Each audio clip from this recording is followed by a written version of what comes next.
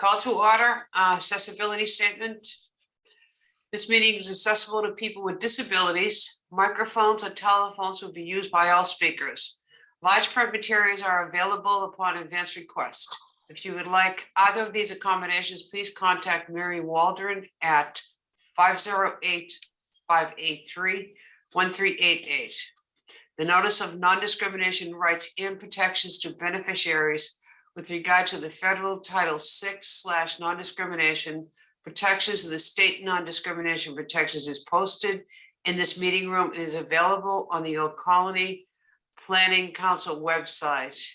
Please contact Mary Waldron at 508-583-1833 for more information. Thank you and welcome.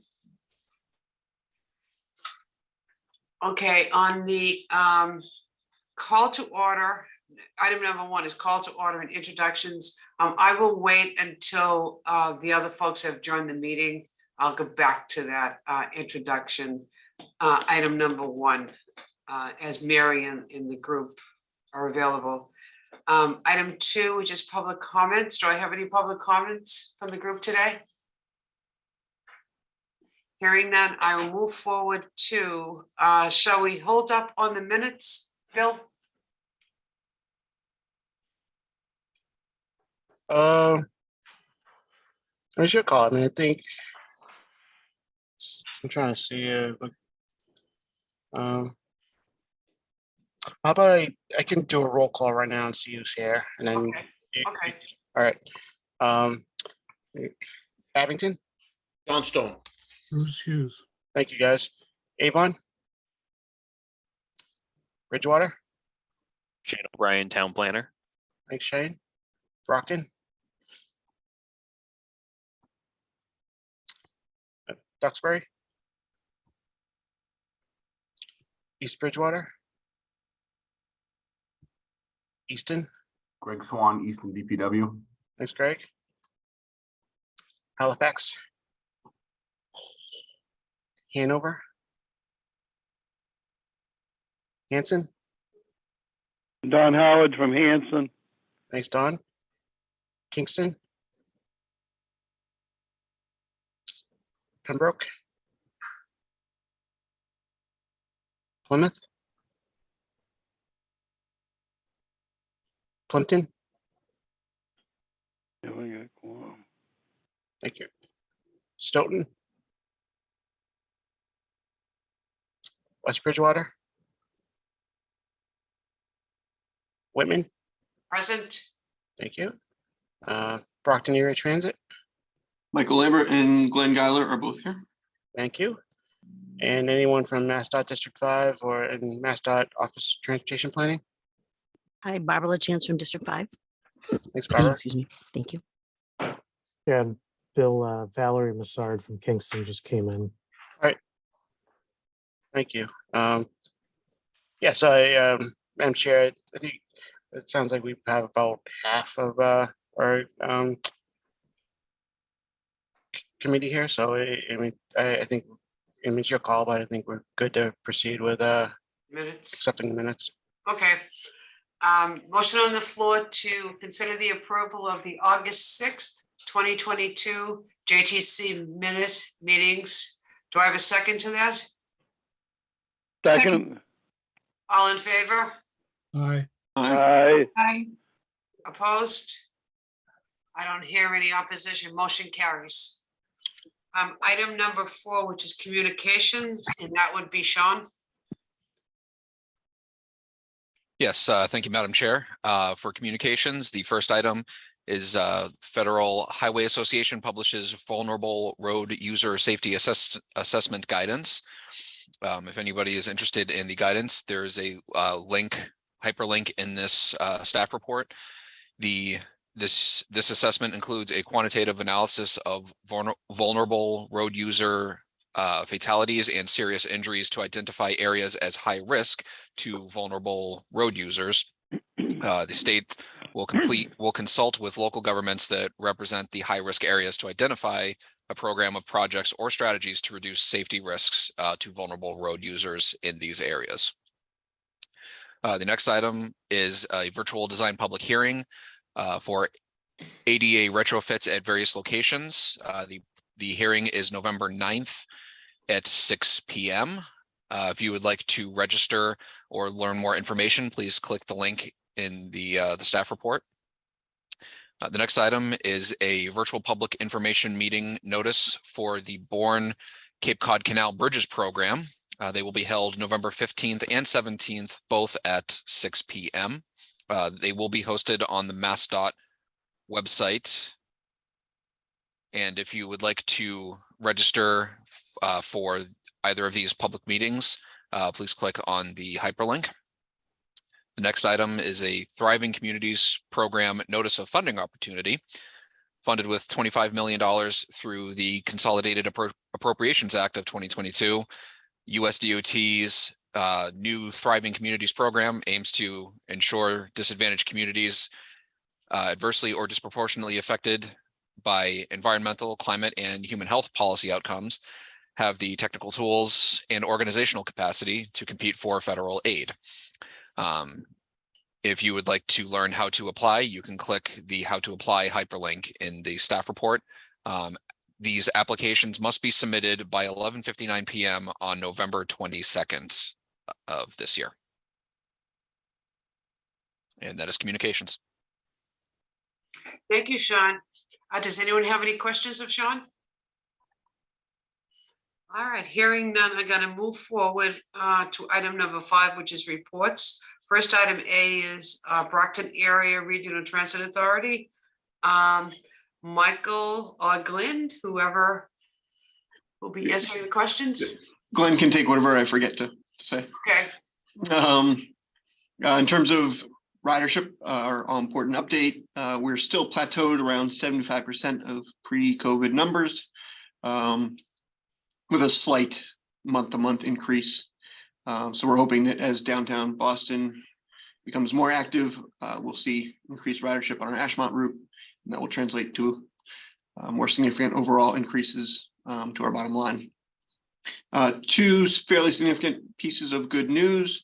First, this group has heard previously about our effort to expand the transit platform at the Market Basket at Westgate Mall. That platform has now been expanded. We have 4 shelters there, are in the process of adding some greenery, signage, more benches, other amenities. That stop is served by 3 different routes. And so the expanded transit platform allows all 3 buses to pull in at once in a much more safe and accommodating manner for our customers. Feel free to go check that out whenever you get a chance. Second piece of good news, and this is somewhat breaking, all 15 regional transit authorities across the Commonwealth received a grant via the legislature that was just awarded to provide free transit service from the day after Thanksgiving until New Year's Eve. That'll be implemented slightly differently across different RTAs, but here in the greater Brockton area, virtually all of our services will be available for free. And so that is intended to both provide some financial relief to our customers, entice new ones to try out the system, and of course, help our numerous small businesses across the area.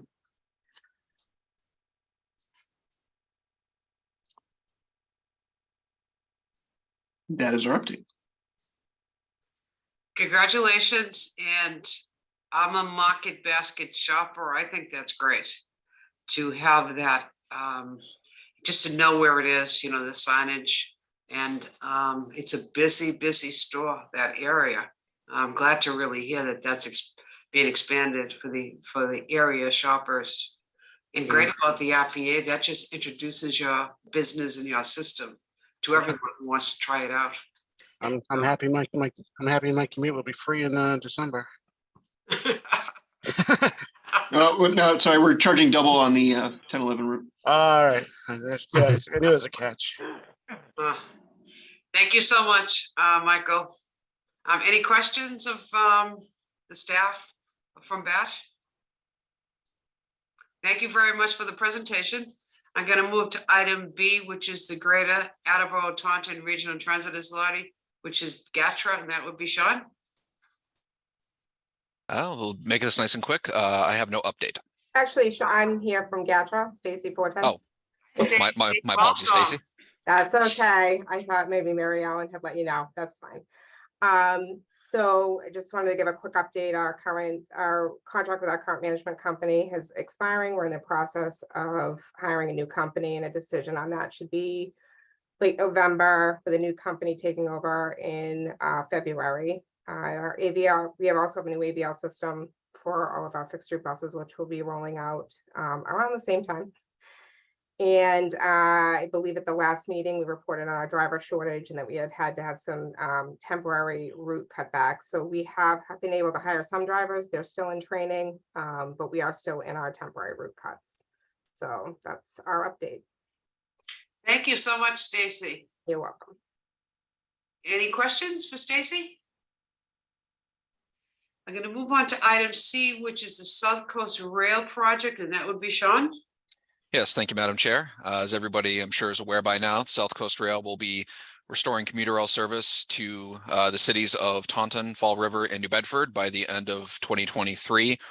Phase 1 is the current phase of this process, which will be extending the existing Middleborough-Lakeville line west to Taunton and then heading south and splitting off to go to Fall River and New Bedford.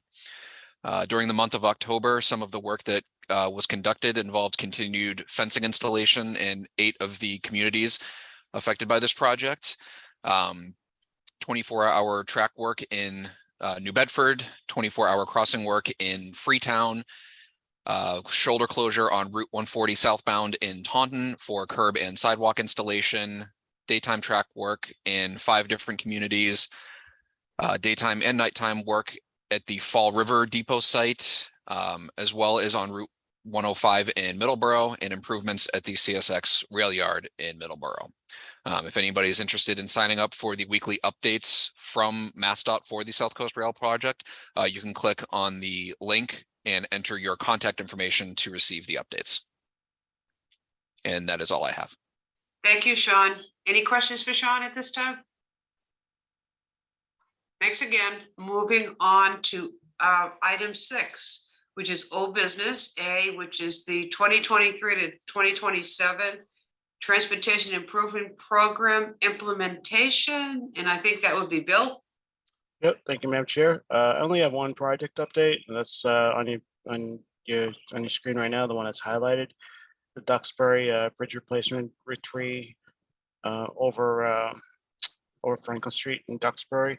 A public hearing was held for that 1 month ago on October 6th. Old Colony Planning Council attended, and it was fairly well attended by local residents. It was a good meeting, and some good information about that project and the potential impacts of that area, and as well as detours. So thank you, MassDOT, for that hearing. And beyond that, that's the only specific project update I have. If anyone has any questions on any other projects, I'll try to answer them. Any questions for Bill at this time? Thank you, Bill. I'm Thank you, going Madam to Chair. move on to item 7, which is new business, and this is exciting. This is Transit Matters, the regional rail in the South Shore and Greater Brockton. And our guest speaker, welcome, is Ethan Finland of Transit Matters. Welcome to our meeting, Ethan. Thanks for having me. It's a pleasure to be here. Thank you. Absolutely. So yeah, I thought I would just share a little bit about what we're proposing at Transit Matters in terms of improving both the Old Colony system and the commuter rail system as a whole. And then I don't know if there's going to be any time for questions, but if there is, I'm happy to answer those. And then I have some information about an in-person event that we're going to be holding next month in Brockton that we'd love to see, excuse me, you all there. So just to sort of introduce Transit Matters, we're a Boston-based transit advocacy organization. Although in the last few years, we've expanded out from just sort of looking at the core MBTA system to particularly with a regional rail campaign, looking at how to improve transit throughout Metro Boston and New England as a whole. So we like to say we're data driven, but people focused. We do a lot of sort of work getting into the weeds on what sort of whether that's different transit project examples worldwide, and looking at how we can implement some of those lessons in the greater Boston area, or looking at the day-to-day reliability of the MBTA system. You might have seen some of the data that our labs team has been compiling about the slow zones on the red and orange line, and sort of tracking the effectiveness of the work that was done on the orange line shutdown. But we also like to reach out to organizations such as this to make sure we're advocating for things that are going to be transformative for people who are and who aren't riding transit. So a little bit about regional rail. Basically, the idea is that it's taking the existing commuter rail system, which is spans several hundred track miles, serves suburbs and gateway cities in the city of Boston, and historically has sort of run this sort of suburb to downtown focused commuter rail model, and making it an all-day affordable, fast and reliable transit option, both to make it better for the people who are riding it presently, and also to attract new riders. So we call for accomplishing that through sort of 5 key steps. One is electrification of the system and purchasing new modern electric trains. Now that, yes, that is a significant capital expense, but when you look at the fact that the MBTA's current trains break down far more frequently than the least reliable modern electric trains. I'm sorry, was someone saying something? Oh, never mind. Then it becomes clearer why that is investing in actually fixing the system first, building accessible platforms, which the South Shore commuter rail lines have exclusively to speed up boarding. I live up in Beverly. I'm not so fortunate as you all. It can take up to 2 to 3, even 4 minutes to board a crowded train, and of course to improve accessibility so no rider gets left behind, and relieving key bottlenecks such as the single track section through Quincy and Dorchester, as well as providing free transfers to the bus and subway system, and building new stops where it's warranted, and running more frequently all day, so at least every half hour into the suburbs, and at least every 15 minutes, sort of, or better in the sort of inside 128 core. So certainly a big part of improving commuter rail to the South Shore is double tracking that single track section that I just mentioned, which constrains Old Colony frequencies quite a bit. And while we support ultimately opening that whole bottleneck, that's going to be sort of a longer term project. So we believe it's possible to significantly increase frequency by double tracking JFK and Quincy Center stations, because that way you can time the trains to sort of meet there. So certainly that's an effort that's going to require a lot of contact on the legislature side to make sure that they're providing enough sort of funding for that project. So if you'd like to learn a little more about that project and also other transit improvements that we're sort of working on, we have an event at the Brockton, I believe the name is actually escaping me at the moment. Brockton Beer Company. Brockton Beer Company. Thank you. I wasn't sure if it was the Brockton Beer Company or the Brockton Brewery. There's so many sort of brewery businesses around here that have kind of similar names. That so yes, it's the Brockton Beer Company on November 16th at 6 p.m.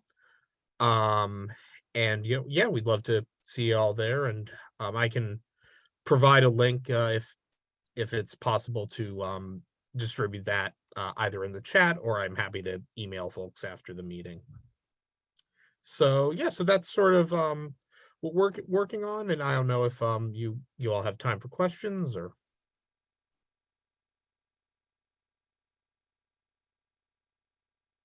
Noreen, it looks like you're muted if you're saying something.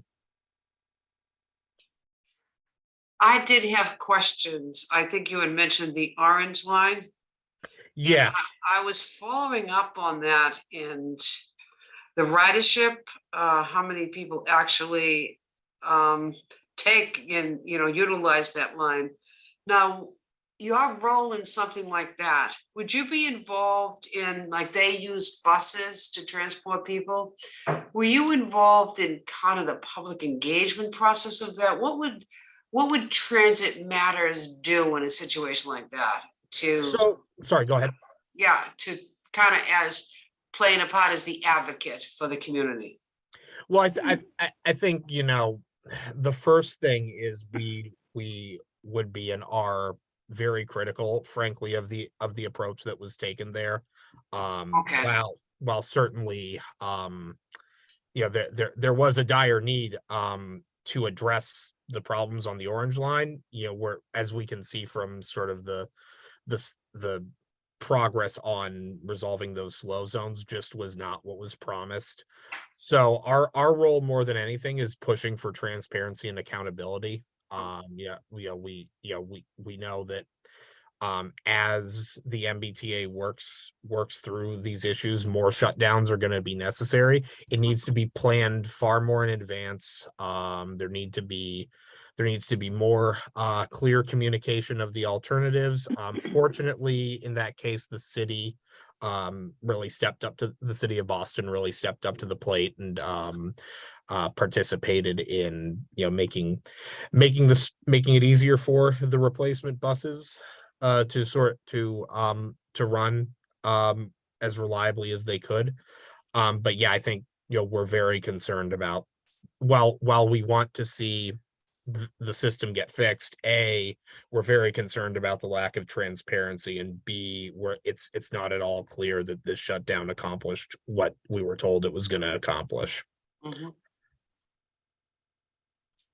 I had followed that, and I thought that it was pretty incredible. If I was living in an area and I needed to use the orange line, the notice, I got a very short public notice of what was going to happen. And that's a lot of people using that line. I thought that was really lacking, to get that information out. And I remember reading about it, but then it's on the news. Okay, it's happening on these dates. It was like, whoa, that affects a lot of people's lives. Right. Yeah, it certainly does. And this notion that, oh, well, we can just put they evidently put up posted signs at stations with QR codes to scan, that you can scan on your phone. First of all, assuming that everyone has a smartphone, when that's not the case. Right. To a 16-page rider alternatives guide. Oh. So yeah, no, that sort of thing, it sounds like I'm making it up, but no, unfortunately that's what it was. Yep. Okay. Great. Well, I'm glad your organization is there to, to really troubleshoot and help us out there on what's going on. We do the very best we can. Okay. Does anyone have any questions of Ethan? Great. And just a reminder, November 16th at 6 p.m., the Boston Beer Company, and you will be there and to give a presentation and answer questions, and that would be great, Ethan. Thank you so much. Absolutely, and I will send you the link for that after this meeting. All right. Thanks again. Thank you. I'm going to move on to item 7B, which is the Old Colony congestion management process. And the bullet is the results of the October 2022 computer Computer, huh? Commuter parking utilization survey. Is that Sean? Yes, it is, Madam Chair. Okay, On the dates between October 25th and 27th, members of OCPC's Transportation Department conducted its biannual CMP congestion management process data collection at 15 commuter rail stations and 5 MassDOT park and ride lots, both within and immediately adjacent to our region. It's something that we've been doing for decades. You know, we do it the end of April and then the end of October. We visit our locations during the off-peak hours between 10 a.m. and 2 p.m. on Tuesdays, Wednesdays, and Thursdays. And here is my presentation. So we'll start off with the commuter rail. We anticipated a continued increase in utilization. Obviously, there was a significant drop off in the April 2020 count at the very beginning of COVID. But every count since April 2020 has increased over the previous count. So we had reason to believe that this would be a continued trend. The Plymouth commuter rail station is still closed. There was an announcement with a potential reopening of the station back in July 5th of this year. However, that did not happen. That station is still closed, uncertain if the station will ever reopen. And overall, the October count was 48% below the October 2019 count, the last count that we did before COVID started. And, dating back to the April 2020 counts, April of this year was 60% below the last count before COVID hit. And then October of last year was 71% below April of last year, and October of 2020 were both 89% below the October 2019 count. And then obviously the April 2020 counts, being 1 month into COVID, was 98% overall below the October 2019 count. So, like I said, it's good to see the trend going in the right direction.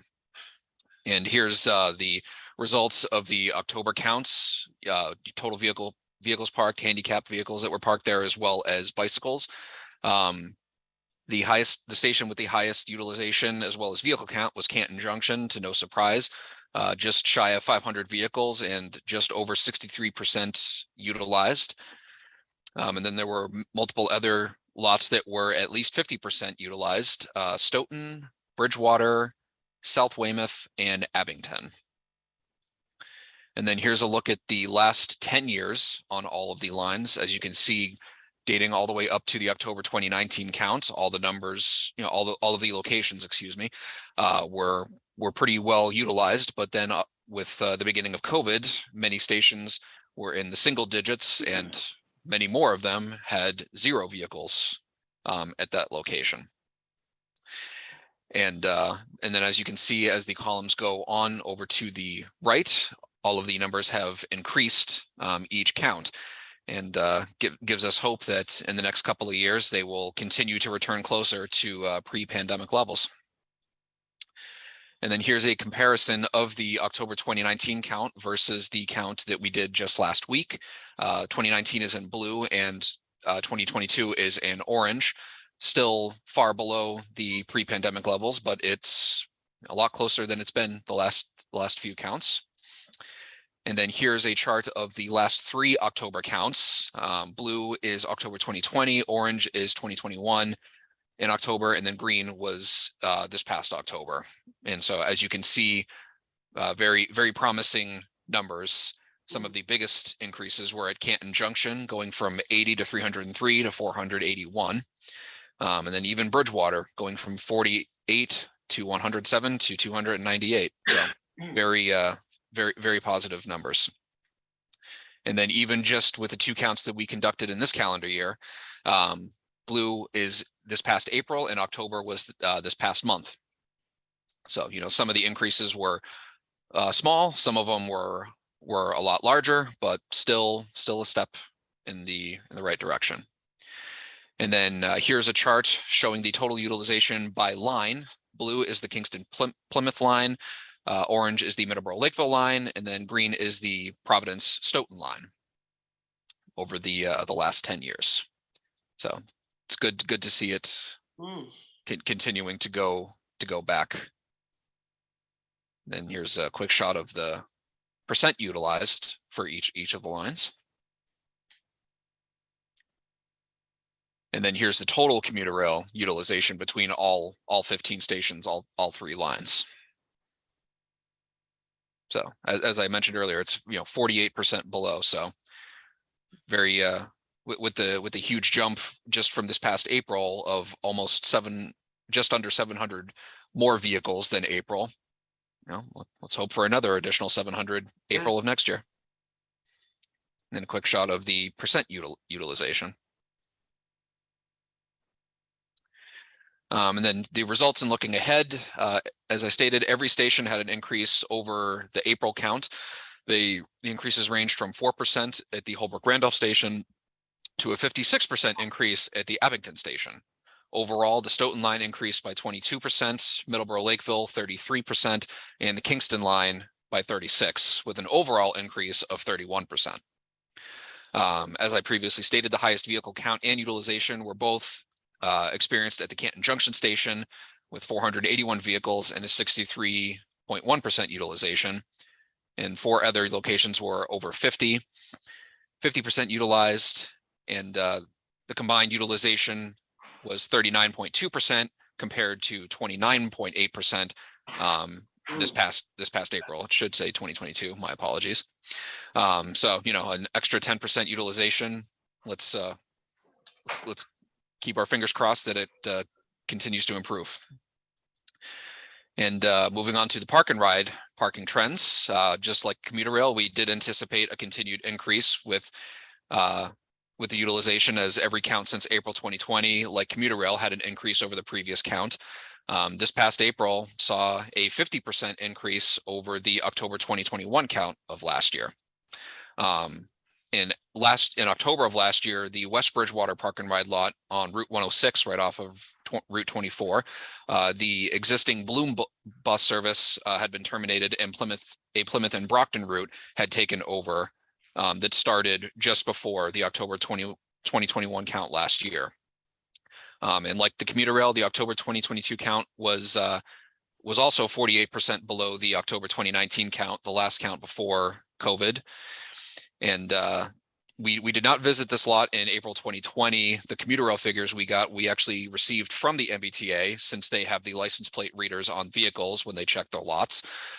So dating back to the October 2020 count, they were 42%, 61, 74, and 75% below the last count before the COVID pandemic. And here's the results of the park and ride lots that we visited last week. All three lots on the Route 3 corridor had over 100 vehicles, and then the West Bridgewater lot had just under 100 vehicles, and the Bridgewater lot on Route 104 only had 11 vehicles. The Bridgewater location should be noted that it is the only park and ride lot that does not have bus service. It's likely used for carpool or perhaps parking for I believe there's a MassTOT maintenance facility adjacent to this lot. But yeah, so it's fairly well utilized. The highest utilized location was the Bourne lot right off the Sagamore Bridge. It's just over 64%, and then the Plymouth lot on the Long Pond Road right off of Route 3 was exactly 55% utilized. And then here's a look at the 10-year park and ride trends. As you can see, the Route 44 location on Commerce Way, it's ceased its operations after the October 2014 count. That they've been doing a lot of buildup in that area, and this lot was always highly underutilized, having over 500 parking spaces and never having more than 20-30 vehicles at any given day. And then 2 of the other locations that we were regularly visited, Pembroke on Route 139, and then the Kingston lot at the intersection of routes 3A and 53 off of Route 3. Both of those locations are no longer operable. So we may look at other park and ride lots in the area to see if we can add in another location or 2 if necessary. And then here's a look at the October 2019 versus October 2022 utilization.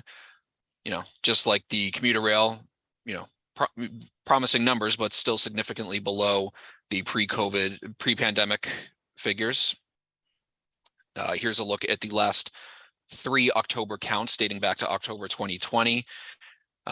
Majority of the locations saw an increased trend with each time. The West Bridgewater lot has, fluctuated, gone up and down. And then, as I stated, the Kingston location is no longer exists, and the Bridgewater, being that there's no bus service, is always, up in the air of how many vehicles will actually be present. And then the 2 counts for this year, April and October of 2022, only 1 location surprisingly had an increase. The Plymouth location. All of the others saw a decrease. Not really sure why, but those are just the figures that we have to present. And then here's similar to the commuter rail, here's a chart, a line bar by the total utilization by the corridor. Blue is the 3 Route 3 corridor locations. Orange is the 2 Route 24 corridors, and then green is the existing Plymouth park and ride lot off of Route 44. And then here's the total percent utilization by corridor. And then here is the total. Before COVID, it would be regularly between 1,100 and 1,300 vehicles. And then, since the beginning of COVID, we have unfortunately not been able to hit 1,000 vehicles total between all of the locations. But with the closure of the Kingston location during COVID, that obviously did not help, and Pembroke has closed down as well.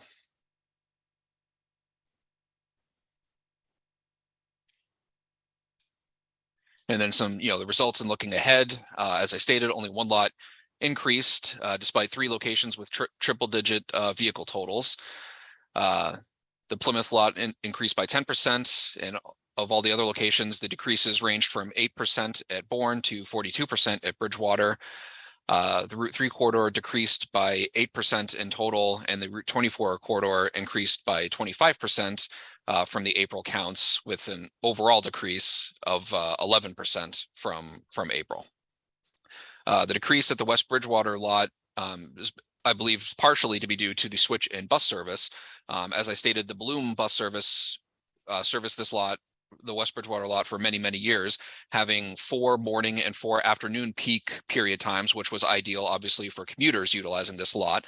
But the Plymouth and Brockton bus service that currently services the lot is more spread throughout the day. I believe they have two morning and 2 afternoon peak pulses, and then 2 during the middle of the day, which obviously is not as desirable to commuters. The highest vehicle count and utilization was at the Bourne park and ride lot with 242 vehicles with just over 64% utilization. And the combined utilization was just under 50% compared to 55.7% this past April. And that is my presentation. Does anybody have any comments or questions? I have a comment. Nice job, Sean. And I think there's good news coming. I mean, there's a lot of increases throughout the system. Yes. I go through, I know, I about Abington, living in Whitman, and I do see their lot. Their lot is full all the time. And Stoughton lot is also. They get a lot of people there riding the line from this end. And I see more, each day. So I think that it's coming back, which is wonderful. Yes, I 100% agree. And one of these small lots over at the Stoughton commuter rail station has kind of been back and forth on being commuter rail parking. It has been, reinstated as commuter rail parking. It was it was right off of Route 27. After you go over the tracks, it was just on the right, just after you go over the tracks heading towards Canton. Okay. I know it used to be parking for commuter rail, and then they got rid of it, and now they've brought it back. So it's nice to see some additional parking, especially since Stoughton is the end of the line. So for people that live in Stoughton, but also parts of Canton or Sharon that may be closer to Stoughton, it gives them increased parking opportunities. That's good, because a portion of that lot was actually taken over by the town for public parking and business parking for the downtown. So a row, they lost a row of parking there for commuter rail riders. Yes, we observed that, I believe, last year during our Right. counts. I believe Ray Garino, when he was counting the lot, he mentioned that. And yes, there's about, I believe, 20 to 30 Yeah, spots there is. in the lot Quite a few. right next to the actual train station building. Yes, That, as you said, is public parking. I believe it's 2 hours or something like that. yeah, it is. And then also the lot behind the VFW has a couple of sections that are town permitted Yeah, parking yes, as well. yeah. All right, thank you. Any additional questions for Sean? Thank you, Sean. Great presentation. Thank you. Thank you for putting all the time into that. I'm going to move on to item C, which is the Old Colony 2050 Long Range Transportation Plan. And this is the draft public survey. Thank you, Bill? ma'am. Yep, thank you, Madam Chair. So as you all know, our long-range transportation plan update is currently underway, going out through 2050. So aptly named the 2050 long-range transportation plan.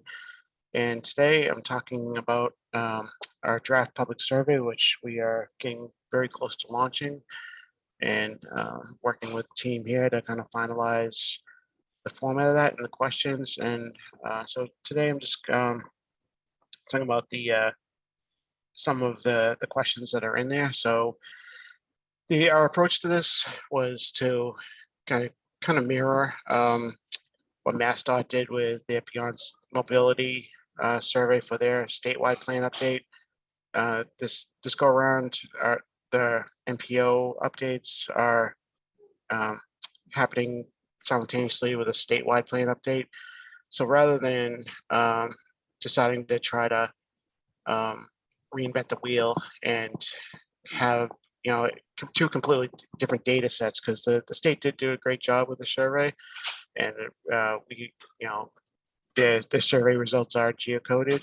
So we hope to take what MassDOT collected from responses from our region, and then just build upon that with our own survey. So most of the questions mirror almost exactly what the state asked in their survey. However, we are looking to ask some questions that are more specific to the regional needs. And so the ultimate intent of all of this is to gather what's important to the people of this region and how they see their transportation system. So on your screen, you see the first question there. Please rank the current aspects of transportation system you would like to see improved in your lifetime. So this will be a question where they can kind of shift that around, move it up and down in terms of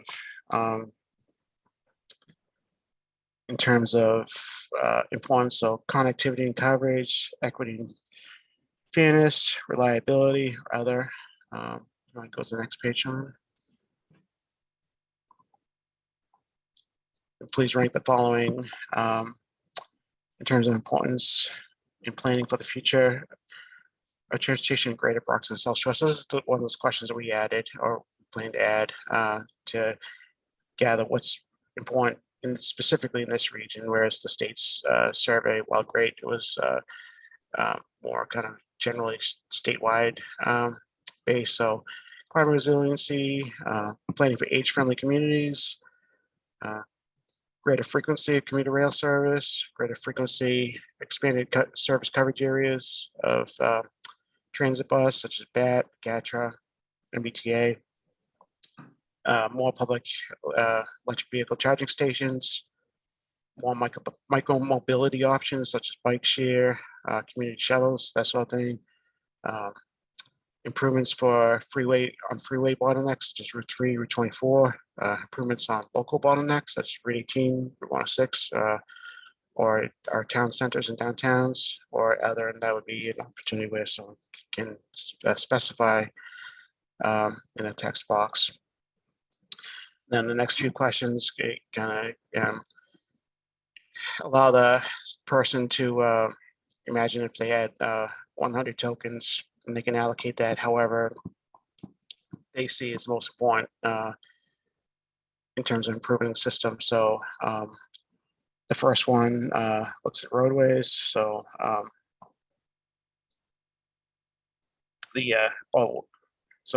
car-free connections, well-maintained roads and sidewalks.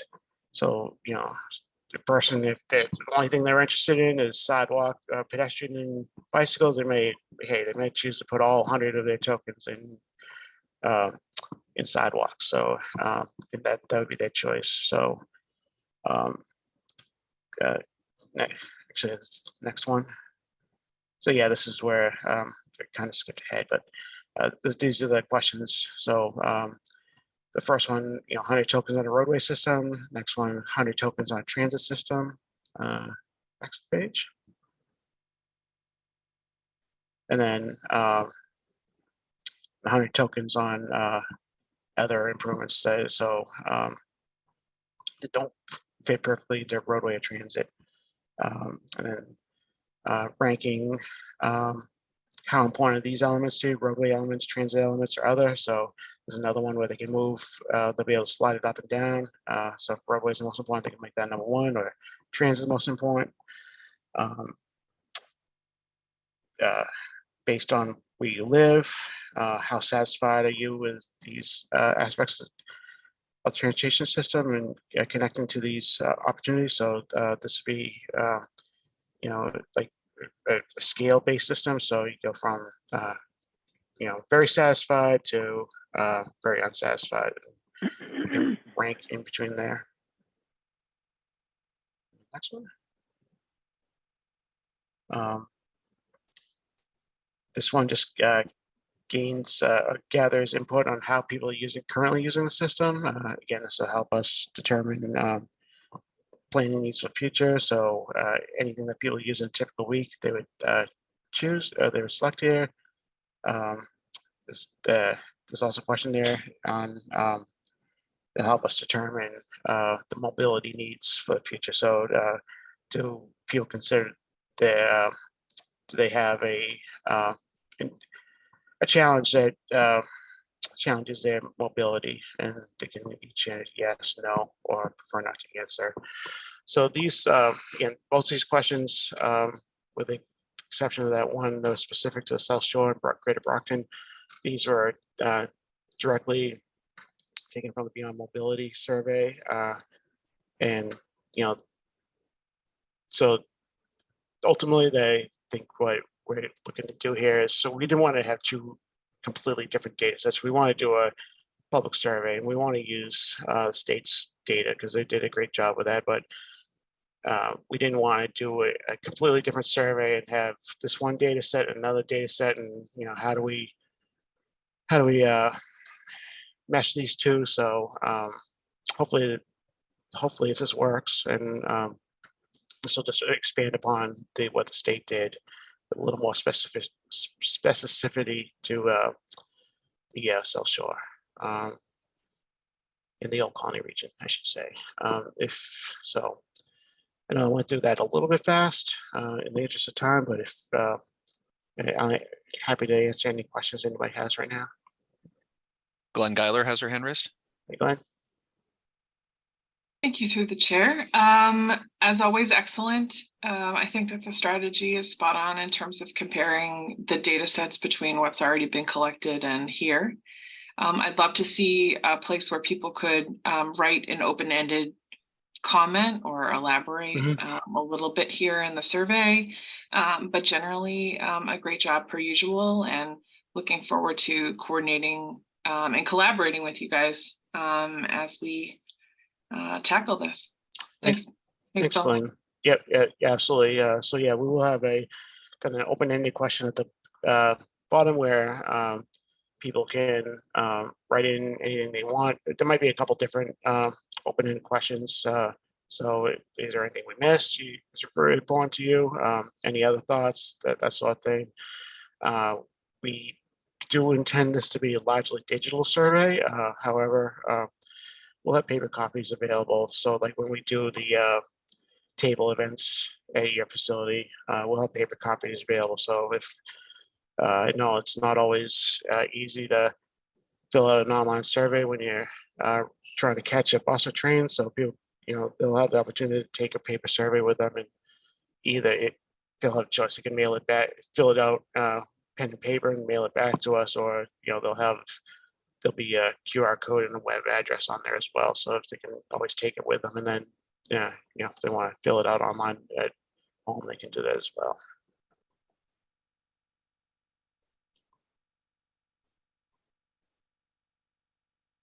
Any other questions? Thank you. Great job. Any other questions from the group? All right. Thanks again. Thank you. I'm going to move on to item 8, which is other business, community local technical assistance studies. Yep. Thank you, Madam Chair. So we have a few updates. It was a fairly busy month for LTA, and we have some good updates here. So the first one on your screen, we completed a traffic study of DW Field Park and abutting South Street in Avon. That was done as a request from Wildlands Trust. So we sent out that data and analysis to Wildlands Trust, as well as the town of Avon and City of Brockton. So that was a good project, and it was interesting to see quite a few bikes traveling through DW Field Park. So that was really good to see. We did a traffic study in Hanover, Route 139 at Grove Street. So the town, earlier this year, they implemented some traffic control changes at that intersection, with turn restrictions, and the town asked us to do a study to assess how those changes impacted that, not only that intersection, but surrounding intersections and approaches to that intersection. So that was a very successful study, and the data analysis was sent to both the town as well as to MassDOT, as that is a state facility. We did a traffic study for Route 27 to Lake Street in Kingston. That included level service analysis and traffic signal warning analysis. And so that's been completed and sent to the town. So the next two are requests. So the town of Duxbury has requested that we do traffic studies at 2 intersections on Route 3A, that being Route 3A at Oak Street and Park Street, and Route 3A at Elm Street and Soul Avenue. A few years ago, I think it was 2018, I believe, we did a corridor study Route 3A. So these traffic studies will provide a more detailed analysis of those intersections that were included in this corridor study. So we hope to be doing the data collection for this study either later this fall or early winter, and then we'll work with the town on moving forward with analysis for that, when it's going to be a typical traffic study or it'll be a road safety. That's to be determined. And then the town of Kingston has requested 2 traffic studies as well. A traffic study looking at how many vehicles are going into the Kingston Commuter Rail Station on a typical weekday and weekend period. That data collection will be done shortly, and then a follow-up to a road safety audit from about 10 years ago that we did on Landing Road. So that road safety audit will probably be after the holidays sometime. Beyond that, status update of other projects that we're working on listed in your staff report.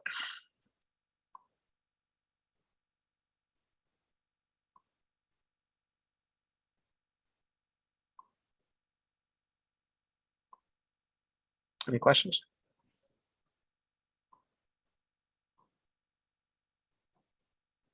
Thank you, Bill, very much. My pleasure. Thank you. I'm going to move on to item 8B, which are the staff reviews on ENFs, EIRs, and MPCs. Thank you, Madam Chair. That would be Kyle. Okay. So we have one new project. An environmental impact report was submitted by the town of Plymouth for the Long Beach Mixed Sediment Nourishment Project. This was, their ENF was submitted a little while ago, and their certificate came out that they had to conduct an EIR. So this project, it's intended to enhance the coastal resiliency of a barrier beach, which helps protect the mainland of downtown Plymouth from coastal storms. So this EIR was currently just submitted, and it's under review currently by NEPA. And that concludes my report, short and sweet. Thank you, Kyle. Does anyone have questions for Kyle? All right. Hearing none, I'm gonna move on to 8C, which is regional concerns and local community transportation issues. This is open for anybody who has any issues in the area. Madam Chair? Yes, yes, Don. Yes.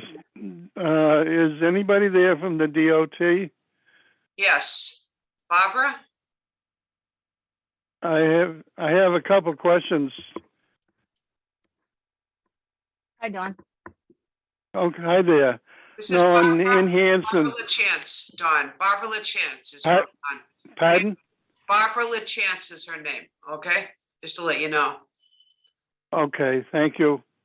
In Hanson, on Route 58 by Damien's, it's Spring Street, and it runs all the way into Rockland, which turns into Beach Hill. And they have a development going in there of 8 acres that it's going to have, I believe, 12 dwellings on it. And Spring Street from intersection 58 to Rockland, there's no drainage on it. And what I'm concerned about is where is the water going? They've got some detention areas built in to go in there, but there's nowhere for the water to run. And if the water is running from the development onto Spring Street, would that cause a hazard in the wintertime? And when I worked in the Hanover DPW, we couldn't connect the street to a street without drainage because it would cause a hazard in the wintertime. And I was concerned about whether or not somebody could look at that project on Spring Street. Could I interrupt just for a minute, Barbara, before you respond? Sure. Dawn, has that project gone before the Hanson Planning Board as of yet? Well, I think it's all been gone to the planning board, but the problem is they're starting the construction and they're going to do it. And I don't know where all the water's going to go. Well, that would have been, they would have had an engineering technical review. The planning board would have required that. They would not approve that project if that water wasn't going to, if it was going to impact that roadway or the abutting properties. The town usually goes out and hires a private consultant to review the drainage of any project, especially, you know, a large project such as a subdivision. I just wanted to I know. Well, I'm sorry about that, but I took care of my wife for 5 years and I was out of line for a while, and I've got myself back involved into it again. And the problem is the water table is high in that area. And as you know, you can't put water into water. And I don't want to see the project get to the point where you have to be condemned. I don't know. And I'm just looking for some way to go and find out what we can do about it. Yeah, sorry to interrupt, Barbara. That's okay. Also, I'd just like to say that that's also required, if that is state highway at this location you're speaking of, Dawn, that it's also required as part of our permit process. They have to submit like drainage reports and all that when they come in to do a development also. So that's required on the state end also. Well, it's not a state highway. It's just a Spring Street that runs from Damien's to Rockland. connects to Beach Hill, so it's just an ordinary town road, that's all. Okay, so So- as Madam Chair said, that the town would be required to also do drainage reports then for that. I'll just try to keep doing what I'm doing, okay? Right. Thank you. Yep. Thanks, Thank you, Don. you're welcome. Under item C, do we have any other local community transportation issues? Hearing- No, one, Go ahead. if I may, Madam Chair, for anybody who would like a copy of the PowerPoint presentation that I gave on the commuter rail stations and the park and ride, I dropped a copy of the PDF in the chat for anybody who would like to download and have a copy of it. Thank you, Sean. You're welcome. Anything else at this time? Shane O'Brien has his hand raised. Shane? Hey, everyone. I just wanted to ask a question. I don't know if it's a DOT or an OCPC counter, but I did notice walking on South Street in Bridgewater that there is a traffic counter over there. I just didn't know if anyone was aware of that, or I just noticed it, but I haven't talked to the higher ups yet. So if anyone's familiar with that. I know I am not familiar with it, but I may necessarily not be. I don't usually get that information on when who's requested the counts or when the counters are put out. But I can look into it. What's the exact location, Shane? I can see. It's at South Street, heading into Central Square in Bridgewater. So right at the corner of South and Central Square.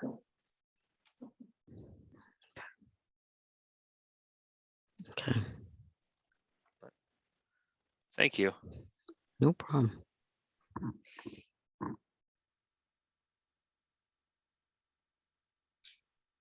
Any other questions?